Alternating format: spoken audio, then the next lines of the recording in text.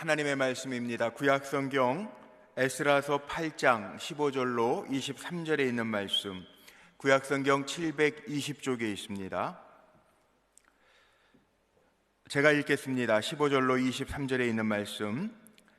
내가 무리를 아하와로 흐르는 강가에 모으고 거기서 3일 동안 장막에 머물며 백성과 제사장들을 살핀즉 그 중에 레위 자손이 한 사람도 없는지라. 이에 모든 족장 곧 엘리에셀과 아리엘과 스마야와 엘라단과 야립과 엘라단과 나단과 스가랴와 무슬람을 부르고 또 명철한 사람 요아립과 엘라단을 불러 가시바 지방으로 보내어 그곳 족장 이또에게 나아가게 하고 이또와 그 형제 곧 가시바 지방에 사는 르디님 사람들에게 할 말을 일러주고 우리 하나님의 성전을 위하여 섬길 자를 데리고 오라 하였더니 우리 하나님의 선한 손이 도우심을 입고 그들이 이스라엘의 손자 레위의 아들 말리의 자손 중에서 한 명철한 사람을 데려오고 또 세레바와 그의 아들들과 형제 18명과 하샤바와 무라리 자손 중 여사야와 그의 형제와 그의 아들들 20명을 데려오고 다윗과 방백들이 레위 사람들을 섬기라고 준 르디님 사람 중 성전 일꾼은 220명이었는데 그들은 모두 지명받은 이들이었더라. 그때 내가 아하와 강가에서 금식을 선포하고 우리 하나님 앞에서 스스로 겸비하여 우리와 우리 어린아이와 모든 소유를 위하여 평탄한 길을 그에게 간구하였으니 이는 우리가 전에 왕에게 아뢰기를 우리 하나님의 손은 자기를 찾는 모든 자에게 선을 베푸시고 자기를 배반하는 모든 자에게는 권능과 진노를 내리신다 하였으므로 길에서 적군을 막고 우리를 도울 보병과 마병을 왕에게 구하기를 부끄러워하였음이라. 그러므로 우리가 이를 위하여 금식하며 우리 하나님께 간구하였더니 그의 응낙하심을 입었느니라. 아멘. 할렐루야. 우리 사랑하는 성도님들 주님의 이름으로 축복하고 사랑합니다. 특별히 온라인 예배로 이렇게 금요 철야도 하나님 앞에 드리게 되었습니다. 바라기는 하나님의 보호하심과 인도하심 속에서 우리 사랑하는 성도님들 평안함과 하나님의 주시는 은혜를 누리시기를 바라고 속히 이 코로나19의 어려움이 끝나고 모든 바이러스가 소멸되어서 일상의 삶으로 빨리 돌아가고 회복되어지기를 간절히 소망합니다. 우리 성도님들 참 보고 싶습니다. 너무나도 보고 싶고 함께 대면해서 예배드리고 싶고 만나서 반가운 이야기들을 나누고 싶습니다. 아마 다 같은 마음이실 것입니다. 그런 마음을 가지고 오늘 금요철야 말씀을 전하는데 말씀의 제목을 에스라의 기도, 아하와 강가의 기도라고 하는 제목으로 하나님의 말씀을 전하려고 합니다. 이 아하와 강가라고 하는 이름, 우리에겐 좀 낯설게 느껴집니다.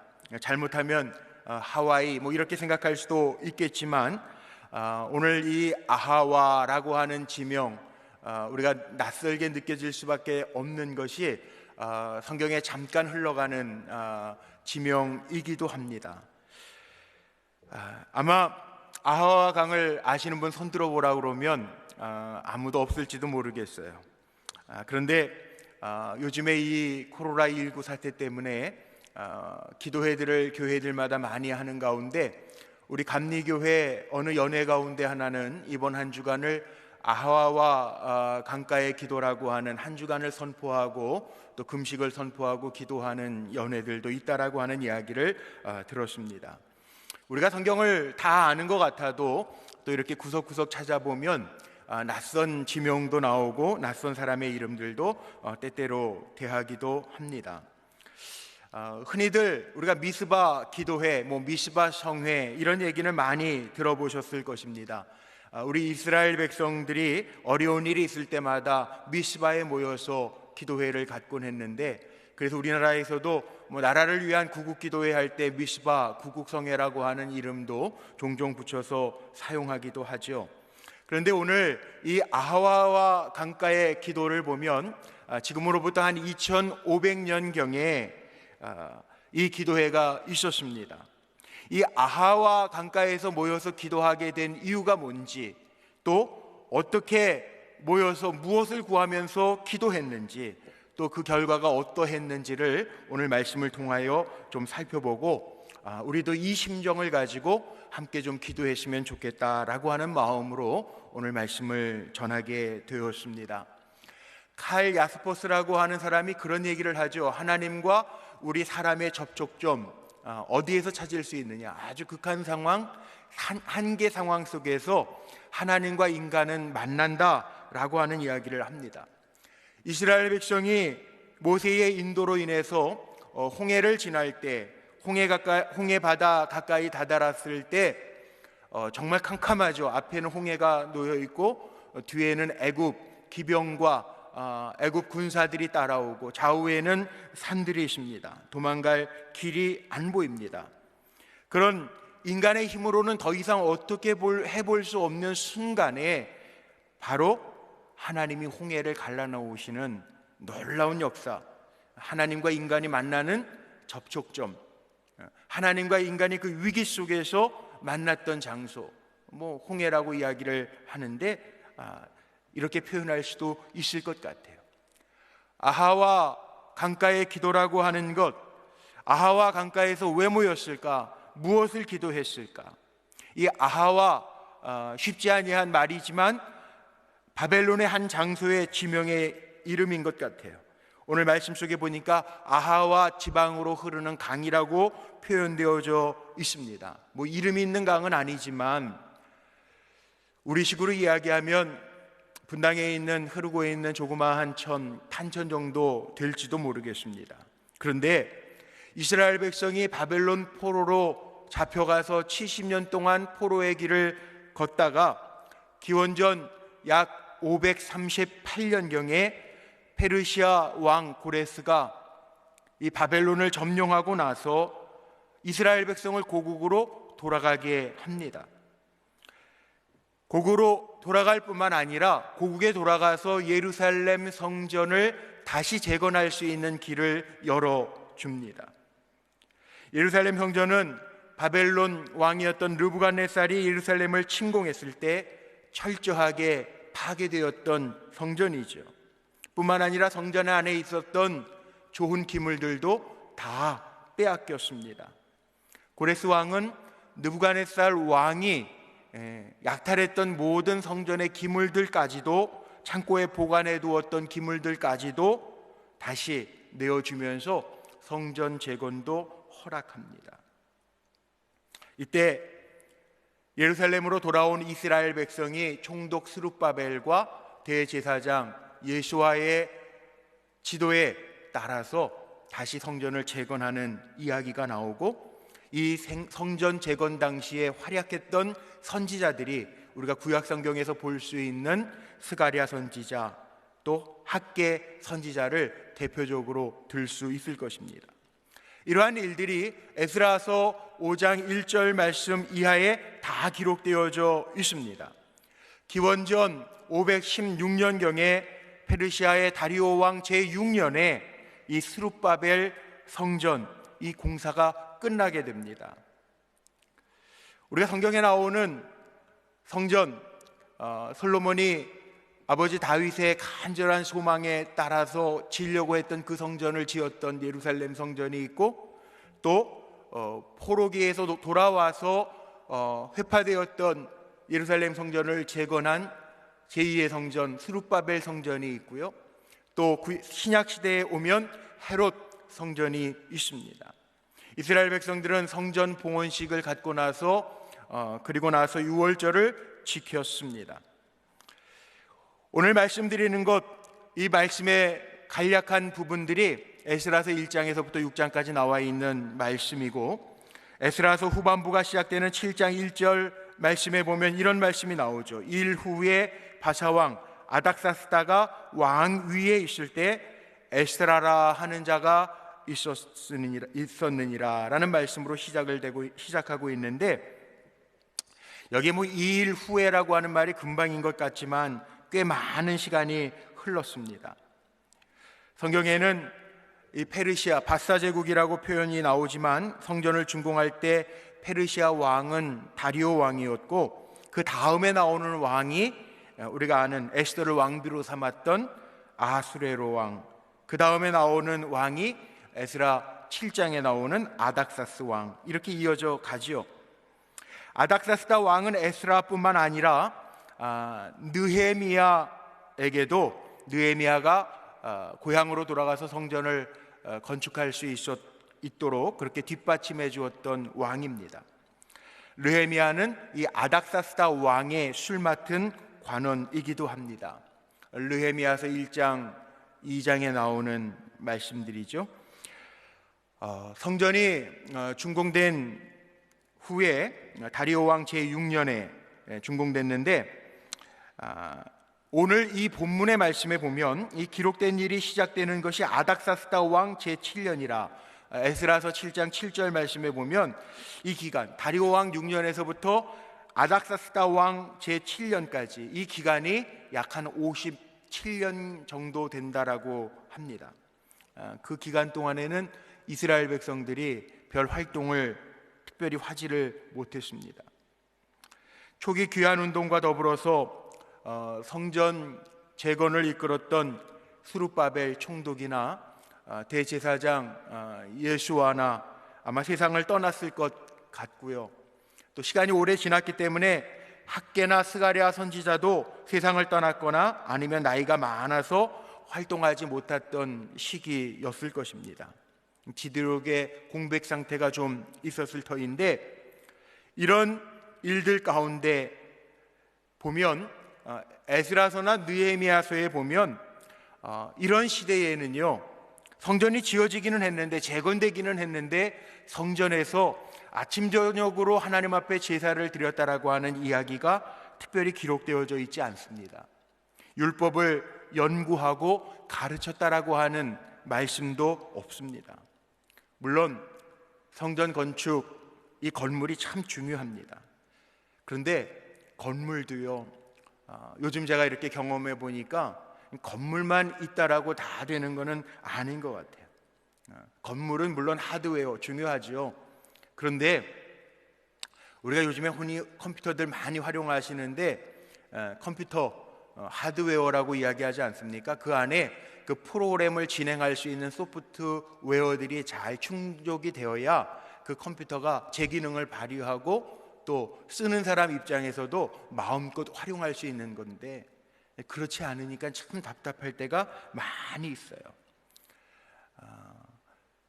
기독교 1세계 국가들도 보면 그렇습니다. 요즘에 유럽의 훌륭한 성당, 교회들도 오히려 문화재나 아니면 관광지처럼 되어져 버린 교회들 종종 우리는 접하게 되는데요. 하나님은 성전이 이렇게 침체 상태에 빠져 있는 것 원하지 않으셨다는 거예요. 그래서 하나님은 특별한 사람을 세웁니다. 에스라서 7장 5절 6절 말씀에 보면요, 여기 대제사장 에스라, 아론의 자손 가운데 제16대손이었던 에스라라고 하는 율법학자, 율법에 능한 이 에스라라고 하는 사람을 하나님이 세우셔서 그를 통해서 일하시기 시작합니다. 성경에 보면 바벨론 포로기를 경험한 이스라엘 백성들이 1차 귀환이 일어나죠. 1차 귀환, 우리 스룹바벨 총독과 더불어서 BC 중에 주전 538년경, 536년경에 1차 귀환이 일어나고요. 2차 귀환, 그로부터 한 80년이 흐른 뒤에 오늘 본문에 보는 이 에스라 대제사장의 인솔을 따라서 제2차 포로 귀환이 있고, 그로부터 한 13년이 지난 다음에는 주전 한 444년경에 느헤미야가 인솔해서 제3차 귀환이 이루어집니다. 에스라는 귀환을 앞두고 이 아하와 강가에 모여서 사흘 동안 기도를 했습니다. 아하와 기도회는요, 오늘 말씀 속에 나와 있는 것처럼 귀국 준비를 하는 기도회였고, 또 성전에 정말 잘 활기를 가지고 하나님의 지으신 목적대로 그 성전이 제대로 기능을 감당하기 위하여 준비하는 기도회였다는 거예요. 물론 우리가 이런 질문을 또한 가질 수 있을 거예요. 우리가 알아야 할 것이 하나 있는데, 지금까지 고레스 왕이나 페르시아의 다리오 왕, 아닥사스다 왕, 이런 왕들이 유대인들의 귀환을 도와주니까 이 사람들은 하나님을 잘 믿었던 왕들인가 보다, 그렇게 생각하기 쉬운데 아닙니다. 이들은 이방 국가의 왕들이었습니다. 이방의 점성술이라든지 말뚝신을 섬겼던 이방의 왕들입니다. 우상을 섬겼던 왕들입니다. 그런데 왜 유대인들을 도와 성전 건축을 허락했을까요? 성전에 보면요, 하나님께서 그들의 마음을 감동시키셨기 때문입니다. 에스라서 1장 1절 말씀을 보아도요, 이렇게 기록이 되어져 있습니다. 바사왕 고레스 원년에 여호와께서 예레미야의 입을 통하여 하신 말씀을 이루게 하시려고 바사왕 고레스의 마음을 감동시키시매. 하나님께서 그 왕의 마음마저도 감동시키셨다는 거예요.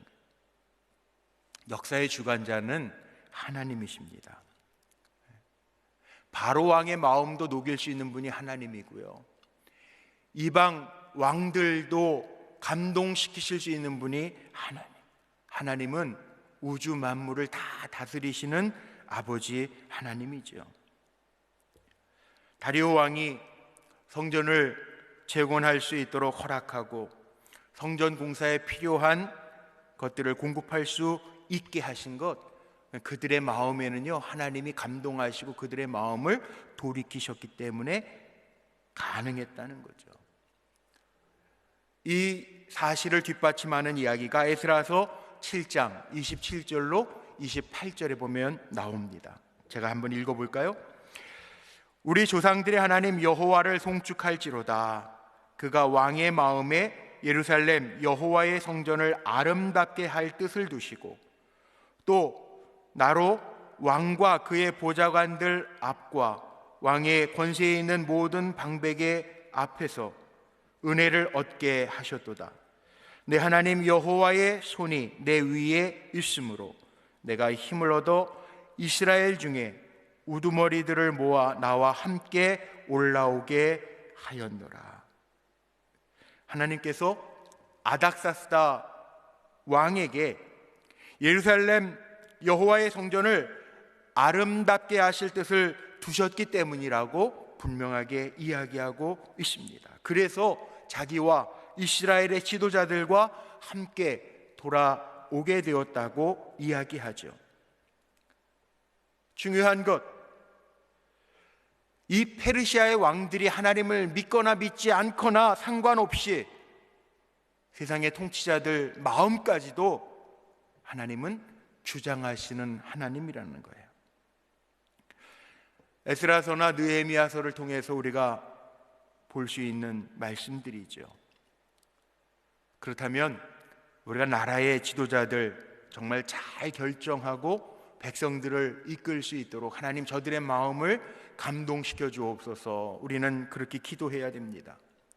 또 때로는요, 우리 목회자들을 위해서도 기도해 주셔서 하나님의 뜻을 잘 분별하고 결정할 수 있도록 그렇게 기도해 주시기를 바랍니다. 사실 하나님의 감동이 아니면 우리는 하나님의 뜻을 잘 이루어가기가 어려운 시대를 살아가고 있기 때문에 그렇습니다. 저는 늘 그렇게 기도합니다. 하나님, 선한 영향력을 끼치게 하여 주옵소서. 선한 영향력, 하나님의 주시는 지혜를 가지고 감당할 때 나타날 수 있다는 거예요. 자, 아하와 기도회를 통해서 그들이 무엇을 합니까? 먼저 성전에서 일할 사람을 구합니다. 에스라는 예루살렘으로 돌아갈 사람들을 아하와로 흐르는 강가에 모으고 거기에서 점검하기 시작합니다. 그 명단이 에스라서 8장 1절에서 14절까지 나옵니다. 조직을 재정비한 거죠. 큰 일을 앞두고 조직을 재정비하는 일은 참 중요한 일입니다. 꼭 해야 하는 일입니다. 그런데 보니까 조직을 정비하다 보니까 레위 자손들이 없습니다. 레위 자손들이 누굽니까? 성전 안에서 일하도록 부름받은 지파, 구별하신 지파입니다. 민수기 3장 5절로 9절까지의 말씀에 보면 그 점이 분명하게 기록되어져 있는데, 말씀 속에 이렇게 기록되어져 있어요. 여호와께서 또 모세에게 말씀하여 이르시되 레위 지파는 나아가 제사장 아론 앞에 서서 그에게 희종하게 하라. 그들이 회막 앞에서 아론의 직무와 온 회중의 직무를 위하여 회막에서 심우하되 곧 회막의 모든 기구를 맡아 지키며 이스라엘 자손의 직무를 위하여 성막에서 심우할지니 너는 레위인을 아론과 그의 아들들에게 맡기라. 그들은 이스라엘 자손 중에서 아론에게 온전히 맡겨진 자들이니라. 아멘. 성전의 모든 기구를 맡아서 성전 안에서 제사 드리는 일을 비롯해서 여러 가지 일들을 해야 되는데 레위인들이 그들에게 없었다는 거예요. 에스라는 이번 규환을 통해서 성전에 하나님의 생기를 불어넣고 활력 있게 그 지어진 재건된 성전 안에서 주의 일들을 해야 되는데 그 목적을 잘 알고 있는데 일할 일꾼이 없다는 거예요. 조사해 보니까 레위 사람이 아무도 없습니다. 성전에서 일할 사람이 없습니다. 에스라가 보니까 성전에 바칠 예물들은 풍부하게 마련되어져 있습니다. 24절 이하에 보니까 성전에 바쳐질 예물들은 풍부했습니다. 그런데 그 예물들을 관리할 사람들이 없습니다. 문제죠. 아무리 많은 걸 봉헌해도 관리할 사람이 없으면 안 되잖아요. 우리 교회도요, 여러분들이 정성껏 봉헌하신 예물들, 우리 재무부원들이 주일 예배가 다 마쳐지면 재무부원들이 모여서 재무부장님 기도하시고 그리고 오후 내내 정리합니다. 헌금 다 드려진 예물을 정성껏 헤아리고 봉투들을 정리하고 명단을 적고 또 주간에 재정 수입과 지출 통계를 내고 통계표를 만들고 지출 내역서와 영수증을 정리하는 일들을 합니다. 만일 재무부원들이 없다면 이런 수고가 어떻게 되겠습니까? 에스라는 성전에서 일할 사람이 없는 것, 이거 귀환하는데 무의미하다라고 하는 것을 안 거죠.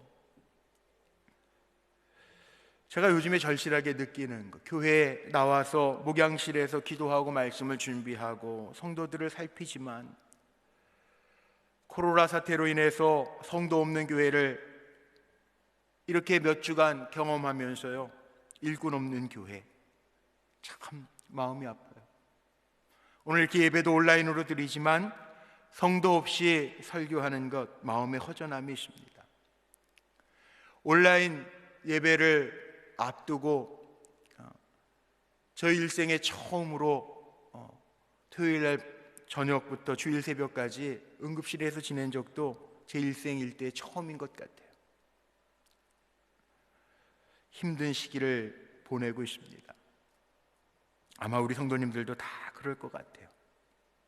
아이들은 학교 가고 싶다고 난리고, 우리 성도님들 가운데에는 제게 그런 문자를 보내주신 우리 권사님들도 계시고 장로님들도 계세요.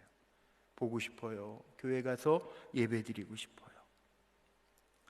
이 아하와 기도회에서 무엇을 하였습니까? 오늘 말씀 속에 보니까 이 아하와 강가에 모여서 금식하면서 하나님의 도우심을 구하고 있습니다. 우리가 요즘 큰 일을 나라적으로 전 세계적으로 경험하고 있는데, 하나님 앞에 기도하면서 하나님의 도우심을 구하는 때가 바로 이 때가 아닌가 싶어요. 물론 우리 성도들 개인적으로도 큰 일이 있을 때에는 나름대로 기도합니다. 새로운 사업을 시작할 때도 기도하고 금식하기도 합니다. 자녀가 결혼하거나 아니면 취업과 진학의 문제가 있을 때 금식하면서 기도할 때도 있습니다. 요즘처럼 힘들고 어려울 때 우리가 금식하고 기도해야 될 때가 아닌가 싶어요. 특별히 오늘 이 금요철야 온라인 예배로나마 드리는 우리 성도님들에게 부탁하고 싶은 것이 있는데, 기도에 용사된 우리라도 먼저 금식하면서 하나님의 도움을 구하면서 기도하는 시간들이 되기를 간절히 소망합니다. 저도 그렇게 기도합니다. 어려운 때니까 하나님 앞에 기도해요. 하나님 도와주세요. 하나님 나를 가르쳐 주세요. 하나님 이 나라 이 땅을 고쳐주세요. 하나님 온 세상을 주님의 손 안에서 움직여 주시고 다시금 우리가 주님을 의지하며 찾게 해 주옵소서 기도합니다. 우리가 하나님 앞에 이렇게 전심으로 기도할 때 하나님 우리를 인도해 주시고 가르쳐 주시고 고쳐 주시고 위로해 주시고 다시 사용해 주실 줄로 믿습니다. 아하와 기도회에서 무엇을 하였습니까? 하나님께 드릴 예물을 준비했습니다. 이들이 귀환하니까 페르시아의 왕과 관리들이 이거 가지고 가서 예루살렘에 바쳐라, 예루살렘 성전에 바쳐라. 그리고 창고문을 열었습니다. 느부갓네살 왕이 다 약탈해 갔던 성전의 은과 금 그릇들을 내어 주었습니다. 에스라는 제사장의 우두머리들 중에서 12명을 따로 세워서 그 예물을 가지고 잘 가서 예루살렘 성전에 바치도록 했습니다. 그 내용들이 오늘 읽은 말씀 23절 이하의 말씀 뒤에 24절부터 나와 있습니다. 다시금 하나님 앞에 드려진 예물들이 있죠. 그리고 아하와 기도회를 통해서 어떤 일이 있었습니까? 하나님은요 성전에서 일할 일꾼들을 보내주셨고 수백 명, 성전에서 일할 일꾼들을 수백 명 보내주셨고요. 아하와 성회를 통해서 기도회를 통해서 어떤 일이 있었습니까? 에스라가 구하는 것, 그게 하나님의 능력 안에서 응낙되었다는 것. 오늘 23절 말씀을 다시 한번 보십시오. 그러므로 우리가 이 일을 위하여 금식하며 우리 하나님께 간구하였더니 그의 응낙하심을 입었느니라. 에스라가 특별히 간구한 것은 안전한 귀환이었습니다. 에스라는 왕의 도움을 구하지 아니하고 하나님의 도움을 구합니다. 22절에 사람의 힘보다는 하나님 도와주세요 하는 에스라의 기도의 내용이 잘 나와 있어요. 22절 말씀 풀어서 이야기하면 이런 뜻입니다. 하나님, 우리가 이제 고국으로 돌아가게 되었습니다. 평안하게 돌아갈 수 있도록 인도해 주시옵소서. 왕에게 군대를 동원해서 우리를 보호해 달라고 하고 싶지 않습니다. 왜?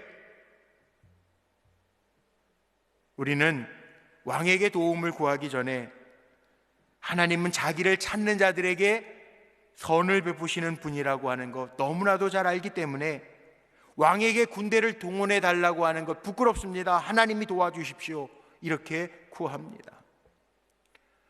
바벨론에서부터 예루살렘까지의 거리가 직선으로는 약 한 840km 정도, 참 먼 거리죠. 부산을 왕복할 수 있는 거리니까.